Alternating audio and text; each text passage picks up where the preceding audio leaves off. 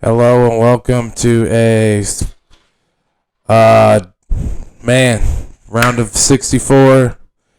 The first, 16 games of round of 64 in the March Madness men's tournament 2021. I caught some of it. I got almost all of it right. I think actually a couple of my brackets only missed one game. And I think that was the Ohio State game. I just want to get y'all up to par.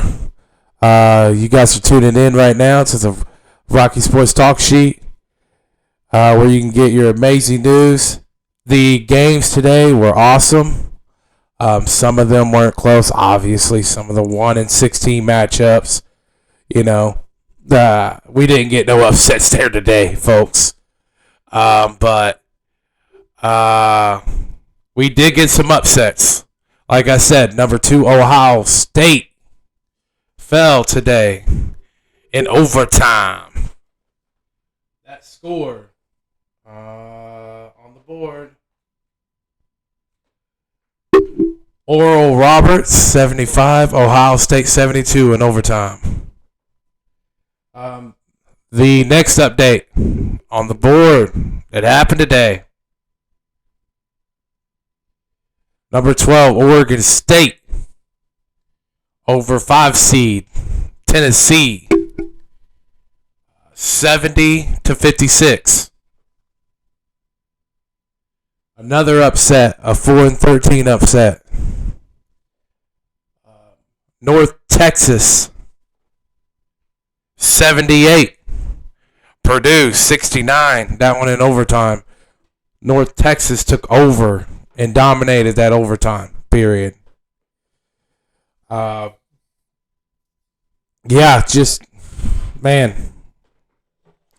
Those are the main upsets so far of day one of round of 64.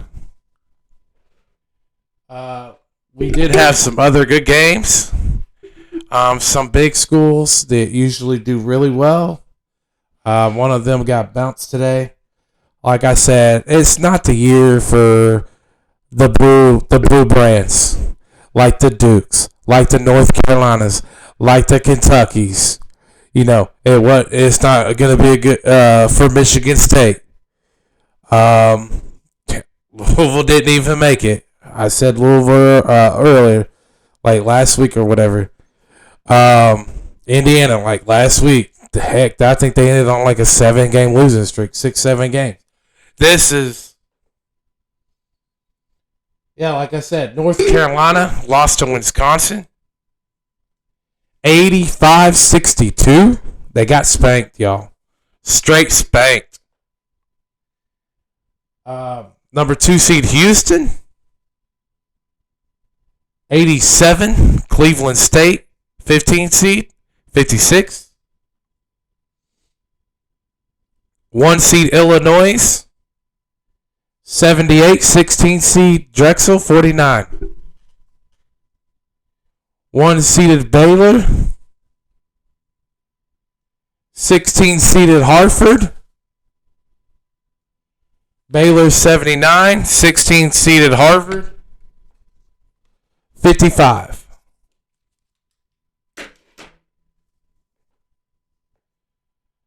3 seed Arkansas 85. 14 seed Colgate 68. 8 seed Loyola of Chicago. My bad on that one. Defeated Georgia Tech 71-60. You got a Chicago. You got a City of Chicago round of 32 matchup right there with Loyola Chicago facing the 1 seed Fighting Illini of Illinois. Texas Tech 60, 65. 11 seed Utah State 53. Florida was in a good game. The 7-10 matchup was a good game. 7 seed Florida 75. 10 seed Virginia Tech 70 in overtime. Like I said, 12 seed Oregon State 70. 5 seed Tennessee 56. Another upset. I honestly I didn't even. I had it. I think I had it in all of my brackets. It's not really an upset to me. 11 seed Syracuse 78. 6 seed San Diego State University 62. I did not have the. Well, actually, yeah, I guess I missed 2. I did not have 10 seed Rutgers beating 7 seed Clemson. Rutgers beat Clemson 60-56. 5 seed Villanova 73. 12 seed Winthrop 63. That one was tight there for a pretty good while there. That was a pretty good game. Number 3 West Virginia 84. Number 14 Morehead State 67. Don't let that final score fool you. Morehead State was in that game for majority of that game, and West Virginia kind of pulled away like the last 10 minutes of that game, but yeah, Morehead State was in that game for a while. And then 13 seed North Texas 78 beat number 4 seed Purdue 69 again in overtime. A lot of them games were good. Let's see, we had looks like about 3 overtime games of those ones. Definitely the big one I think that a lot of people didn't have was Oral Roberts defeated 2 seed Ohio State. I think basically just because of how the Big Ten has been so dominant this year, and they really have. Like the top 5, 6 in that conference have been really good all season long, pretty consistent. You have Illinois, you have Michigan, you have Iowa, Ohio State, Wisconsin was playing really well there. They're in the next round actually. Beat the brakes off of North Carolina.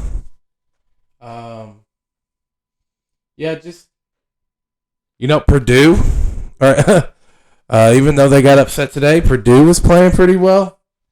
So, I mean, the Big Ten was pretty tough this year. Whenever you had, I think it was Michigan State finished like 8th or 9th. Whenever they were preseason top 10, top 5. And then they finished like 8th, 9th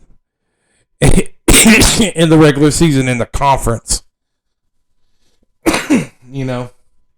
Indiana finished with a losing record. I mean, you have some big schools out of the Big Ten that just, didn't do good either. Like I said, in my opinion, that conference was by far head and shoulders the best of the whole country. And some of them proved their worth, and some of them, I think, just they slept. They slept on them. I definitely think Ohio State slept on their first round matchup. It was a nail biter, but Oral Roberts deserved that win in overtime. Got some interesting second round matchups. Baylor against Wisconsin. You got Villanova against North Texas. I'm not gonna lie. I don't think Villanova's gonna smoke North Texas. I think North Texas keep it kind of close. I like the way that they really played against Purdue. They could cause some issues with Villanova, honestly. In the round of 32, we could see North Texas in the Sweet 16 of all teams. Texas Tech against Arkansas. Arkansas beat Colgate. I would say I think Arkansas's got the edge in that one, but that one should be a pretty solid game too. Florida against Oral Roberts. Yeah, Oral Roberts, that might be where it ends for you. Ends for you. Although, Florida, I mean, to me personally, Florida's not the greatest 7th seed out there. Just my opinion. Then we got Illinois, like I said, against Interstate, Loyola Chicago. Then you got Oregon State against Oklahoma State. That one could be interesting. You got Syracuse against West Virginia.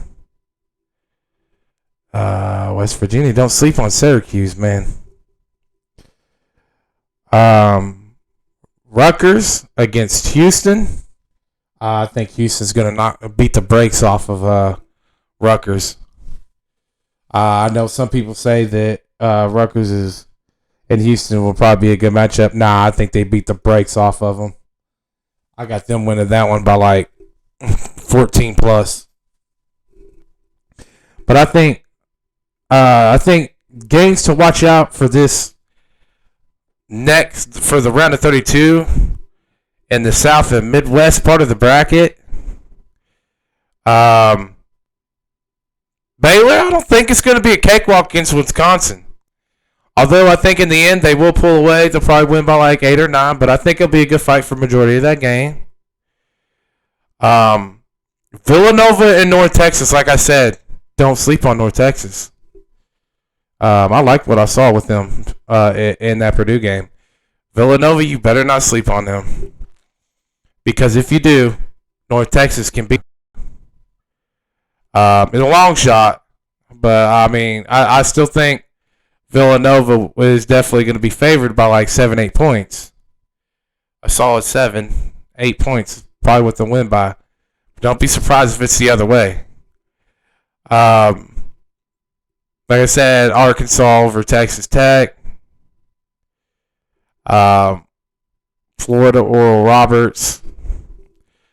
Oral Roberts, I think your story bookending ends the next round. Even though Florida's not a great team, I just think, man, you put all your energy into that Ohio State game. I don't know if you're gonna have much against Florida left in the tank. Who can blame you?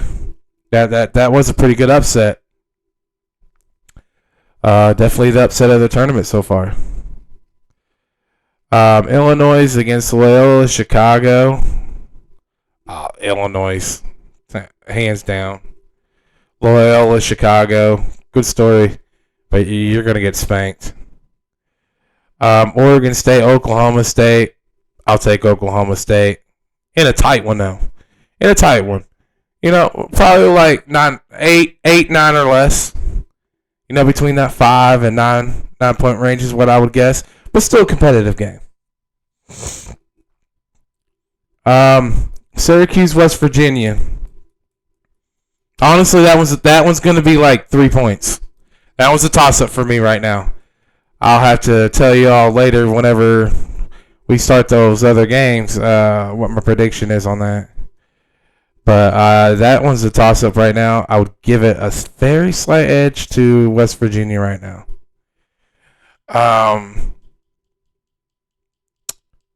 Rutgers, Houston. Houston beats the brakes off Rutgers. Like I said, 14 plus. Beats them handily. Let's see. You got Let's. How about this? How about we do this? We got the games tomorrow. The other 16. How about? I haven't even looked at my brackets. So I'm not even gonna look at them. It's actually since the South and Midwest play today, the round of 64. Heck, even on a lot of the brands out there, CBS only has one perfect bracket left already. Only one perfect bracket so far. So we can only imagine there's going to be no perfect brackets after this is done. After tomorrow, probably. I'll have to check everybody else, like Fox and all that. But CBS, I know, has only one remaining.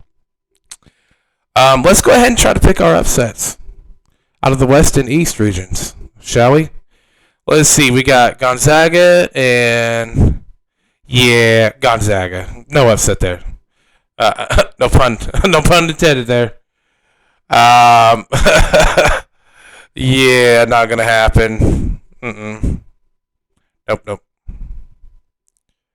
Oklahoma, Missouri. I will take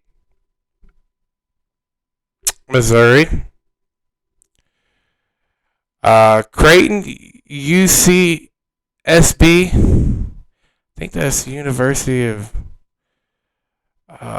What? Oh man, can't remember. But they had a. I think they had a run recently. Um, you know what? That's my upset. That'll be my first upset. The 5-12 in the West. I remember UCSB. I'm gonna go with them over Creighton in an upset. Virginia and Ohio. Ooh, that's gonna be intriguing. This isn't a really dominant, strong Virginia team like they have been in years past. And Ohio's not going to be easy out. I think that's going to be competitive, but I'll still go with Virginia. Drake, USC. I'll take USC. Hey, great win against Wichita State, though. Kansas, Eastern Washington. I'll take Kansas. Oregon, VCU.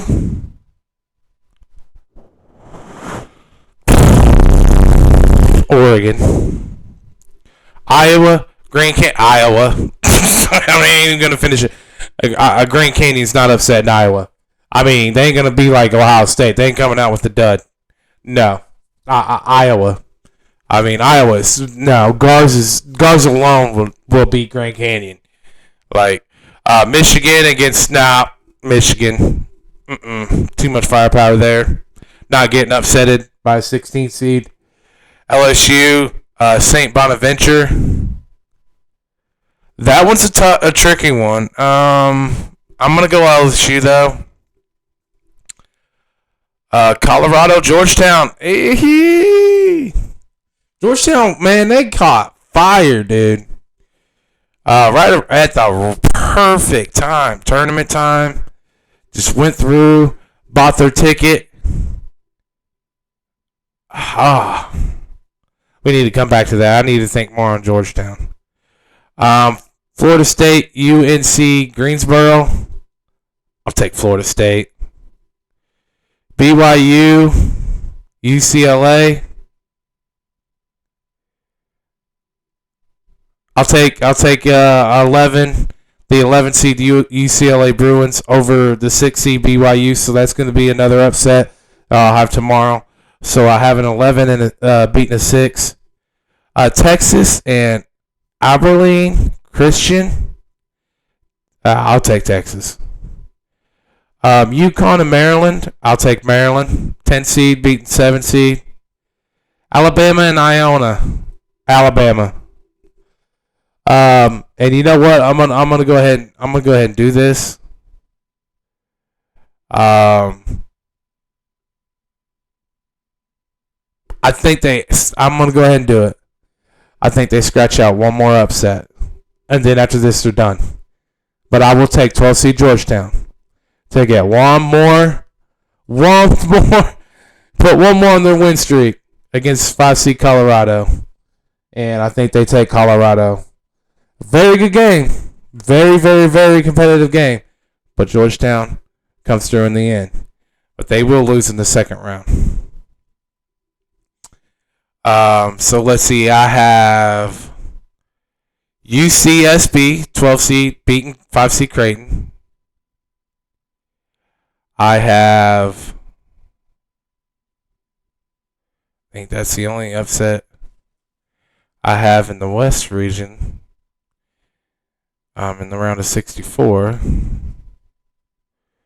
In the East region, I have 12 seed Georgetown upsetting 5 seed Colorado. and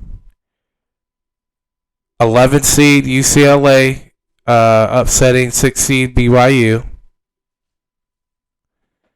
and 10th seed beating 7 seed UConn.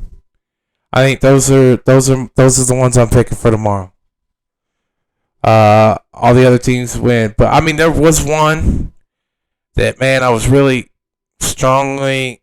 If there's one more that could sneak in there, I would seriously watch out, everybody, for 4 seed Virginia against 13 seed Ohio. That is intriguing. Don't just think Virginia's gonna cakewalk and just beat them by 20 plus points, and beat the brakes off Ohio, because I don't think it'll happen. Ohio does have some playmakers. So there we go on those.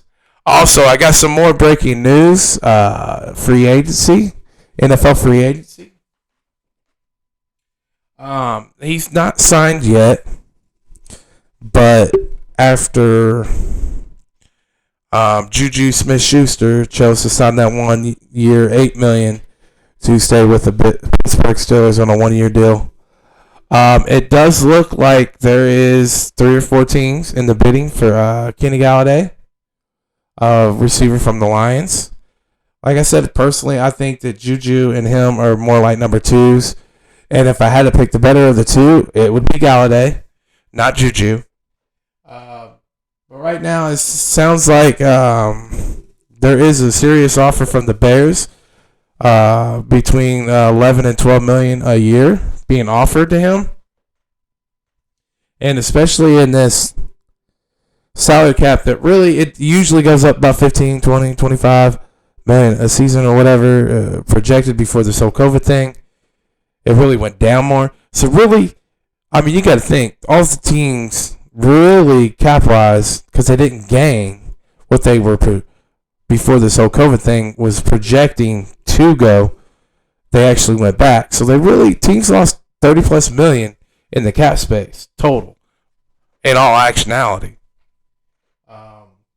12 million at the receiving position is actually pretty good, and it's dang good in this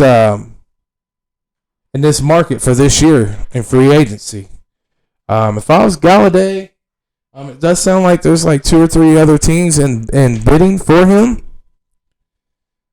but that's not bad. I mean, you don't have the greatest quarterbacks, though, too, but you and Allen Robinson, that's not a bad one. That's pretty good. That's a pretty good 1-2 punch. That definitely will help Andy Dalton. That is for sure. You just got to get him protection, get him time to throw, because he's not what he used to be. Or I want to look into Mariota.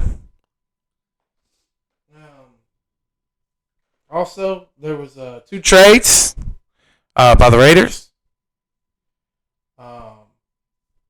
Gabe Jackson, offensive guard, traded to Seahawks. Raiders get a 2021 5th-round pick. Rodney Hudson, center. That's a big trade there. Traded to Cardinals. With a 7th-round pick, Raiders receiver 3rd-round pick. So they did free up quite a bit of cap space with those 2 trades. That's the news of free agency so far. There is rumor that Dallas is looking at Kyle Fuller, who got released by the Bears. Again, I think he's just going to be too much. There's also another safety or free safety out of Chicago. It's a free agent that Dallas is looking at. I think he's meeting with them this weekend or next week, meeting up with them. So, yeah, Dallas not really strongly in these bidding wars. I think next week, after this whole weekend dies down, next week Dallas might start getting some at players that probably wanted the big money and their money kind of dropped. I think that's whenever we'll start getting players next week on cheap deals. Or deals that honestly those players weren't expecting. Ain't that just awesome? You buy cigarettes and you light it, and it's a cracked cigarette in a brand new pack. I hate that. I really do. Again, I'm gonna be doing some videos on the NCAA tournament tomorrow. Like I said, I gave y'all my list of who I think's gonna win. I need to get on there and check my bracket. I definitely need to give a shout out and check out my bracket on the Pat McAfee show, the bracket bonanza, as he called it the other day. See how my bracket's doing there. Hopefully they got 50,000 plus people on there, because then the money would jump up from the 51 to 75. But I don't think they got the biggest amount out there, so it ain't gonna be $100,000. But it'd be nice to win it. That's for sure. I doubt that my brackets are doing that good. I'm just kind of hoping everybody else is not doing good either. I mean, my brackets are doing good, but some of those upsets I didn't pick them. So that's it for free agency right now. I know there's a lot of free agents still out there. Several big name players. I think on your teams, I think a lot of them are just gotta understand. A lot of people are out there bashing their team not being as active as they like it to be. $30+ million in a salary cap loss is enormous in a league like the NFL, where you got 50, 53, 55 plus players to pay. That's enormous. It's huge. Patriots, some of the team were able to spend because they had so much money. And because the Patriots has been saving money for so long. But, man. Yeah, some of these players, like Jadeveon Clowney, I don't think he's going to get what he's expecting.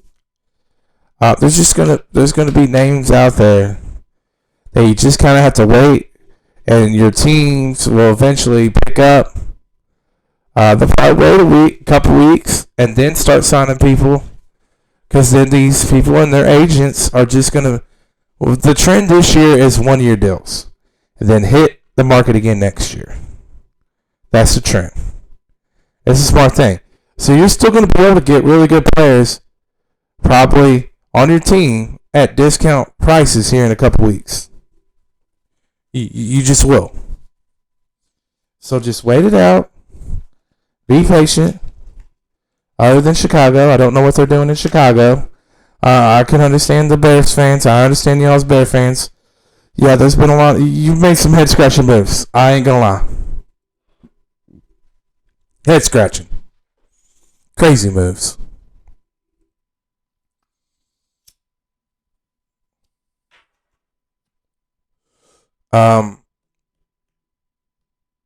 But there was, I'm trying to remember.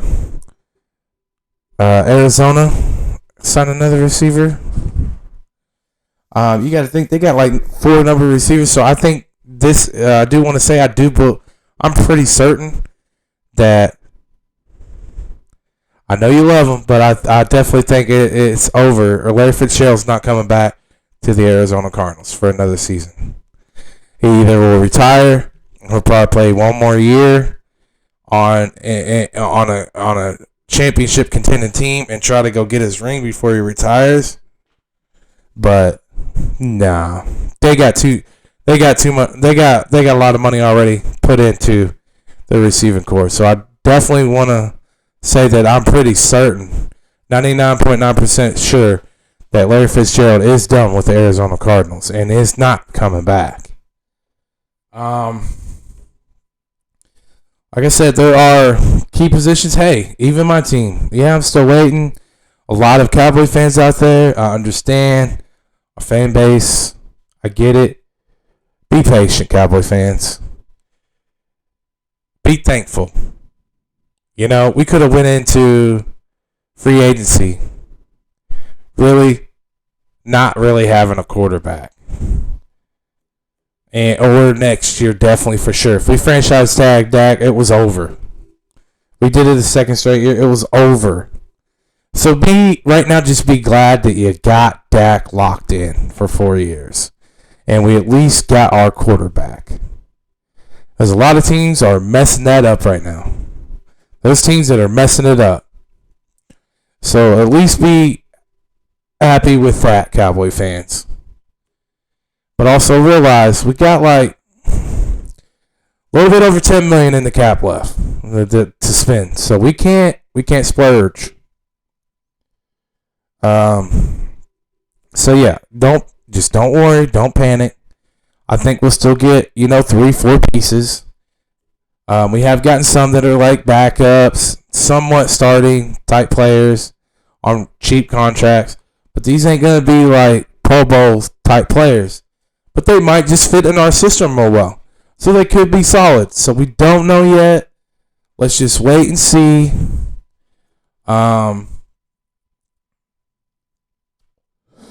Yes, I do understand Cowboy fans that have been out there adamant about the secondary. Yes. Whenever we get to that point, we do start signing 3 or 4 more. We better be signing some more in safeties and stuff like that, and corners in the secondary. That's a must. A must. I will give you that. And don't worry, we will. If not, then I'm going to be like, Jerry, what the heck are you doing? But it'll get done. Just be patient. I hope that you guys enjoyed the games today. I know a lot of y'all's practices, you just threw them away already. But some of you, I hope that y'all still y'all's brackets ain't totally beat up. There was some good games on. Hopefully we get some amazing games tomorrow in the tournament. I really think we will. I'm telling y'all, keep an eye on that Virginia-Ohio game, though. I think that one's going to come down to the very end, like 3-4 points. I think that's going to be such a nail-biter. Yeah, again, if you could, just like, comment, subscribe, and thank you for tuning in, you guys.